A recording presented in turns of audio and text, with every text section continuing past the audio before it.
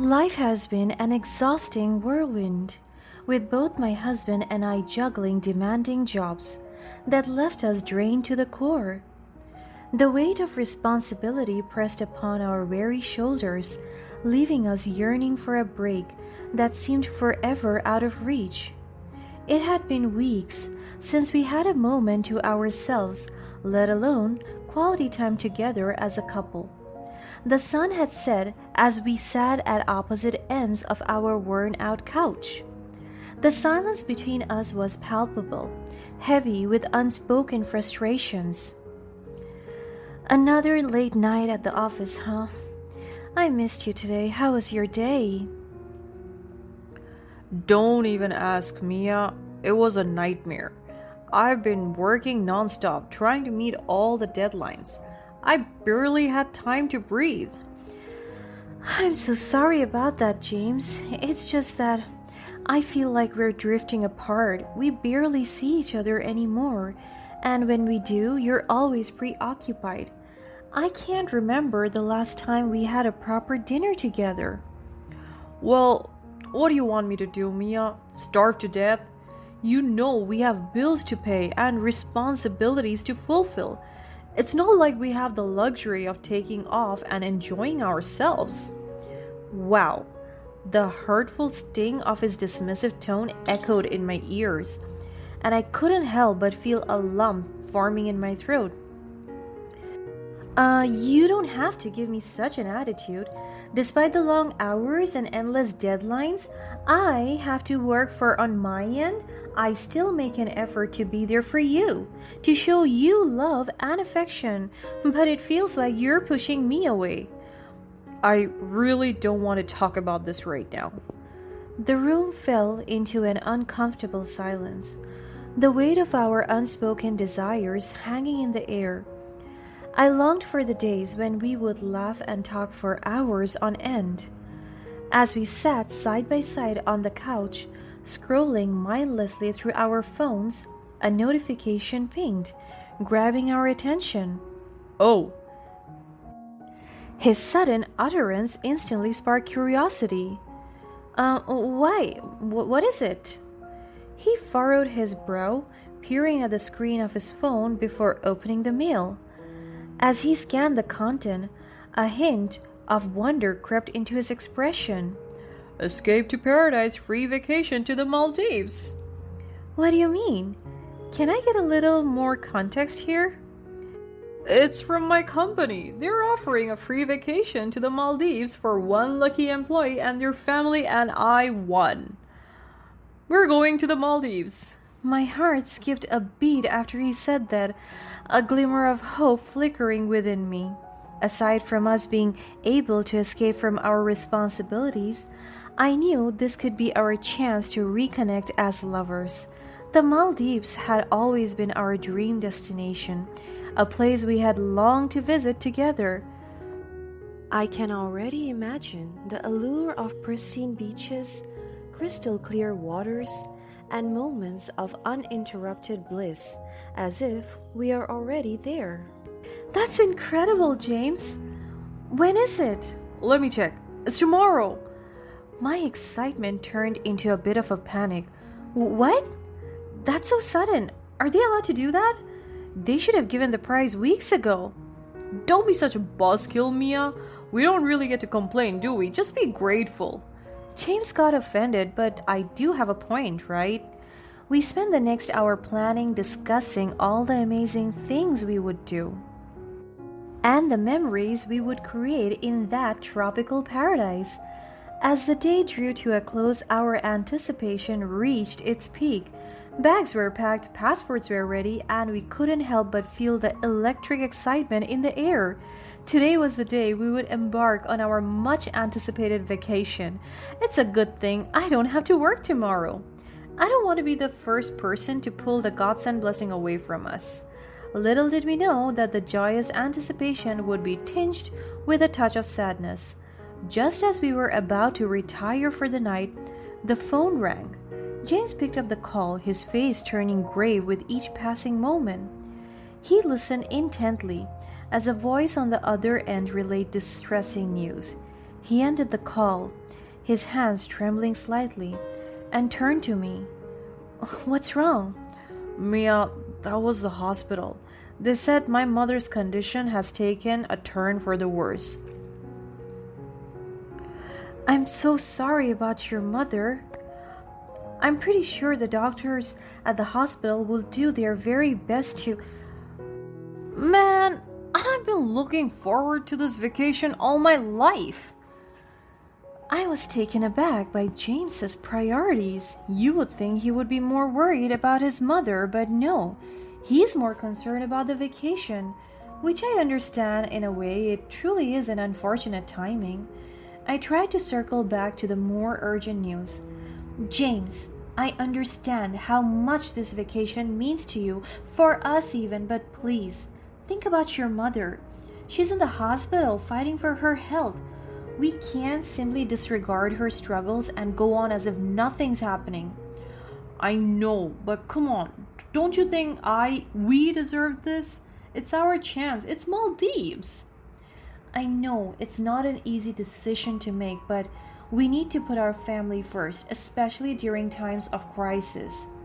Your mother needs us now more than ever, and I can't bear the thought of her feeling abandoned, even if she wasn't the kindest to me. I just think it's a big waste of opportunity if neither of us could go there. So you want me to go? But it's my company though, and I really need this. So you want to go? Who's going to take care of her, to be beside her? Well, I was thinking that you could. You could be the representative of our family. Tell them I'm in a really important meeting. What? You know she hates me. She would rather go to the light than be with me in a small room. It's an opportunity to reconcile with her in her last moments. She's your mother, James. She's bound to die anyway. I would rather be in the Maldives than to sulk in a depressing room. I couldn't believe what I was hearing. James's selfishness and lack of empathy were laid bare before my eyes, revealing a side of him I had never seen before. I felt a wave of disappointment wash over me. Is this still the same man I married? The one I believe would always put family first? Well, that's a harsh reality check. It's a painful realization, but I had to make a choice. Fine. If you truly believe that a vacation is more important than being by your mother's side, then I'll take care of her. Thank you. I knew you would understand. I'll make it up to you. I promise. I braced myself for the challenging days ahead. I knew that this unexpected turn of events would test the strength of my character. I would have to face my mother-in-law's hostility, provide the care and support she needed, and ultimately prove to myself that I'm capable of standing on my own even when my husband left me to have fun somewhere else. And so I went. The hospital room was filled with uncomfortable tension as I attended to my ailing mother-in-law. My heart ached, torn between my duty to care for the woman who had never shown my kindness and the overwhelming exhaustion from my hostile mother-in-law and my apathetic husband. You think you can just waltz in here and play the caring daughter-in-law, don't you? You worthless piece of trash! Get out of my sight! She kept hurling insults and spewing venomous words in my direction. I took a deep breath and I tried to remain calm. I understand that you're upset, but I'm here because James couldn't be. I want to ensure you receive the care you need. You think I need your help? Get out. You're not wanted here. She began to hurl objects at me. I barely even saw what she threw, nor did I have time to inspect. I focused on dodging the flying projectiles and shielding myself. I was so scared and I felt alone. I wanted to run away and leave her, but that's not what my own mother taught me. My mother taught me to be kind, even to people who aren't. Then, in the midst of the chaos, a solemn silence enveloped the room. My heart skipped a beat as I noticed my mother-in-law's labored breathing. The hostility faded away, replaced by an eerie calm. Panic welled up within me as I called out for the nursing staff, urging them to intervene. "Nurse! Something's wrong. Please, we need help. The medical team rushed to the scene, doing everything in their power to revive the fading life before them. I watched, my heart in my throat, as they worked diligently to save my mother in law's life. But despite their efforts, the inevitable could not be denied. The room fell into a heavy silence once more. My hands trembled as I reached for my phone, my fingers fumbling to dial James's number. I needed to deliver the heartbreaking news, to share the weight of the moment with him. But to my dismay, the call went straight to voicemail, leaving me feeling abandoned and alone in my grief. He did not even update me about his whereabouts at all. Do I even cross his mind while he is in the Maldives? I paced back and forth, my mind overwhelmed with a mix of emotions. The phone suddenly rang. I immediately answered the call.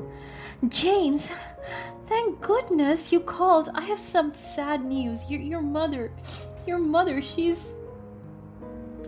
Mia, I've been scammed. Can you believe it? I'm stranded here and the vacation was a lie. I don't know what to do.